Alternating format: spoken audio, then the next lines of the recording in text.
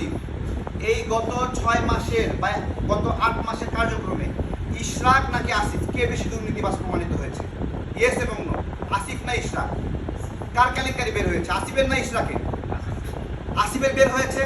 তাহলে এখন আসিফের কেলেঙ্কারি বের হয়েছে, আসিফ দুর্নীতি করেছে, আসিফ লুটপাট করেছে, নিয়োগ বাণিজ্য করেছে, তার বাপ লুটপাট করেছে, তার বাপ আওয়ামী লীগের পৃষ্ঠপোষকতা করেছে। আপনি এখানে আসে ইশরাককে ফাঁসাচ্ছেন। ইশরাকের ক্রাইম কি ভাই? আদালত তার পক্ষে রায় দিচ্ছে, এই তো সেই রায় অনুযায়ী সে অধিকার চায়, তাহলে সেই অধিকার দেওয়া হচ্ছে না। সেম একই অধিকার চট্টগ্রামে আপনি দিয়েছেন, চট্টগ্রামে দিয়েছেন কিন্তু ঢাকা দিতে যাচ্ছেন না। কেন দিতে যাচ্ছেন না? আচ্ছা, ইশরাকের মেয়াদ নাই।